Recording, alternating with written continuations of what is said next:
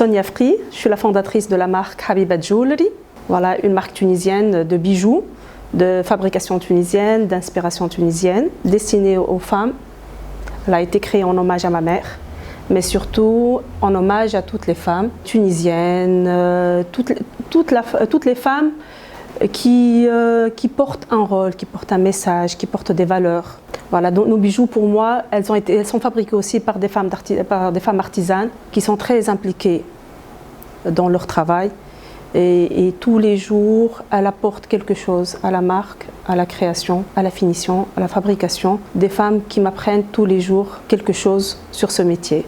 Pour pouvoir mieux créer, il ne suffit pas d'avoir un design, un joli design, mais surtout, avoir de la belle matière, voilà, et des mains expertes, les deux. Et à partir de là, la création est plus fluide. Donc, notre métier est basé sur ce qu'on appelle l'habillage de pierre. Donc on travaille beaucoup avec des pierres naturelles ou bien des pierres naturelles taillées de manière industrielle pour donner plusieurs formes. On travaille avec de l'argent filigrane, avec du métal plaqué or, avec du cristal. Il y a le synthétique, il y a le naturel, il y a le plaqué or, il y a l'argent, mais le tout, c'est un mix. C'est-à-dire notre valeur ajoutée, c'est le mix de toutes ces matières-là pour donner un joli design qui respecte la morphologie, l'aisance quand on le porte. Il donne un style différent à la femme, c'est-à-dire que nos bijoux accompagnent la femme dès le matin. C'est-à-dire que nous, notre premier souci, c'est quoi mettre le matin. Toutes les femmes se posent cette question. Toutes les femmes se posent la question le matin, quoi porter. Donc nous, on facilite la réponse à cette question en offrant un bijou qui s'adapte. Donc pour cela, on est obligé d'avoir plusieurs matières différentes, légères surtout. Même si c'est assez travaillé, c'est un bijou qui se porte légèrement. Ce que vous avez ici devant vous, c'est la Kefeya, c'est la collection Kefeya. Et c'est notre best-seller, Must to Have. C'est un bijou qui a du succès aussi bien en Tunisie qu'aux États-Unis. Là où j'expose, c'est un produit qui a beaucoup de succès, c'est pour ça que je l'ai exposé aujourd'hui. Donc pour moi, pourquoi Kefeya? Parce que c'est une inspiration, ce choker est une inspiration de la table de Jugurtha du Kef. Voilà. Et cette perle, elle ressemble pour moi aux femmes kéfoises, qui sont des femmes pétillantes, subtiles, très intelligentes. Et c'est cette couleur-là ça veut dire c'est suite à une visite au Kef que cette inspiration s'est faite.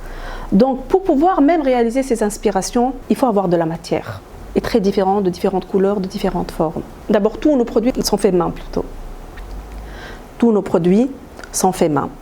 Et d'inspiration tunisienne en partie, mais surtout aussi d'inspiration de l'artisanat du monde entier.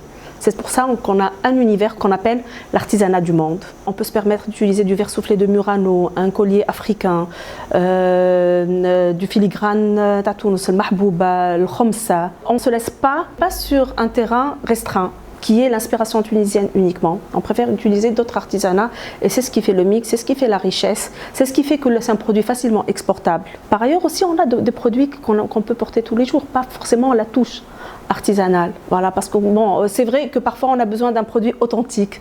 J'ai un événement tunisien, j'ai envie de porter un produit tunisien, j'ai envie j'offre un produit tunisien, mais tous les jours aussi, et même quand on exporte, aussi j'ai envie que la cliente étrangère porte facilement le bijou. Donc c'est pour ça parfois qu'on utilise, par exemple ce que je porte maintenant, c'est un produit qu'on peut porter tous les jours mais qui n'a pas finalement une touche artisanale. On se positionne comme une gamme premium. Et acheter un cadeau Habiba ou acheter un bijou Habiba, c'est une expérience. C'est-à-dire, et on veut la faire vivre à notre cliente. Elle reçoit son cadeau dans un joli coffret, avec son certificat de garantie, avec son certificat d'authenticité, avec une petite lettre personnalisée où on lui écrit un mot. En ouvrant le coffret, c'est une expérience que j'estime agréable et j'espère agréable pour mes clientes. Et c'est pour ça que finalement, elles-mêmes, elles reviennent et elles cherchent à offrir et elles recommandent parce que c'est une belle expérience qu'elles ont vécue et elles la recommandent. Donc, et ce que j'ai remarqué, une agréable surprise pour moi, c'est que les hommes tunisiens offrent beaucoup. C'est pour ça à peu près on a 40% de nos clients sont des hommes qui cherchent à offrir. Et c'est une surprise qu'on a découvert au bout de 3 ans maintenant, ou de 4 ans de distribution. On a remarqué que notre clientèle masculine évolue de jour en jour, que les hommes tunisiens sont très galants. Nos projets. Actuellement, on distribue aux États-Unis.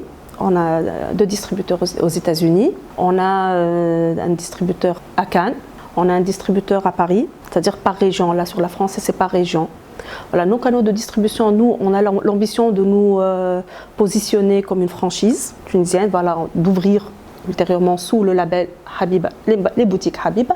Actuellement, on a commencé par la vente en ligne, que ce soit sur le local ou l'international. On a déjà des corner shops aux États-Unis et j'espère avant 2019 ouvrir la première boutique Habiba à l'étranger. Je vous laisse la surprise après vous. À Atlanta et à Miami.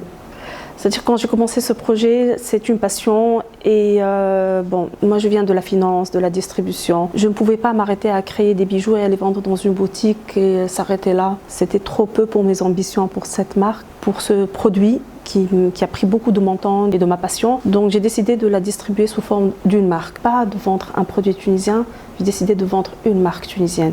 Donc pour vendre un beau produit, il faut un beau branding et installer la marque dans son univers. Pour moi, Habiba, c'est l'univers de mes rêves. Et j'ai voulu partager ces rêves avec mes clientes. Et donc, c'est pour ça que j'ai mis le produit sous un univers, sous un branding qui transmet un peu mes inspirations et qui raconte comment l'idée de chaque bijou m'est venue. Par exemple, on a fait le shooting La Table d'Habiba. Un shooting qui m'est très cher parce que ma mère, quand elle mettait sa table, tout le monde prenait une photo avant de commencer à manger. Donc elle dressait une très belle table et c'est pour ça que j'ai dressé la table d'Habiba sous forme d'un shooting et j'ai mis mes bijoux dans des huîtres parce qu'on utilise beaucoup les perles. Voilà, dans des huîtres, on a utilisé le corail. Il faut voir un peu le shooting sur la page, c'est assez inspirant. Quand j'ai voulu raconter une partie de nos bijoux authentiques, on a fait le shooting de l'Albaya. Donc on a choisi, je voulais parler de l'identité tunisienne à travers mes shootings, à travers mes vidéos, pas uniquement un produit dans un shooting fashion. J'avais pas envie de choisir de jolis mannequins, de mettre de jolis bijoux dans de jolies positions, c'est tout. Non, je voulais raconter l'histoire tunisienne, le bijou tunisien, la femme tunisienne. Donc l'Albaya, c'est un bijou qui raconte l'histoire des femmes d'une baya, l'Qmar Baya. On a raconté un peu la lignée des bays qui vient du Kef, revenant un peu. C'était une déclinaison de la collection Kefeya. On a confectionné spécialement pour ce shooting un beau bijou avec une tenue de collection prêtée par Washem, une tenue authentique. Et on a raconté un peu la beauté de la femme tunisienne avec son histoire, l'histoire de la région. Et ça a donné un très joli résultat qui a été salué à l'étranger. C'est-à-dire qu'il y a eu un big up de chez Marine Belqavi qui nous a énormément fait plaisir. Le spot a été repris par NBC4 parce que c'était un message assez fort de notre identité. C'est-à-dire que ce n'est pas la marque c'est une marque qui porte l'identité de son pays. Et si on veut aller à l'étranger, si on veut s'exporter, c'est qu'on doit être fort de son identité avant tout. Moi, je refuse de faire un branding où je prends de jolies images, de m'inspirer des autres marques et de faire une belle composition esthétique et de dire voilà, je fais du beau branding ou je fais de la bonne communication. Non, j'ai besoin de raconter mes inspirations, raconter mes bijoux, raconter mon identité, cette femme tunisienne que je porte, qui m'a transmis beaucoup de valeurs et que je voudrais transmettre des valeurs à travers cette marque, à travers ces bijoux. Je voudrais qu'elle laisse une trace dans le métier.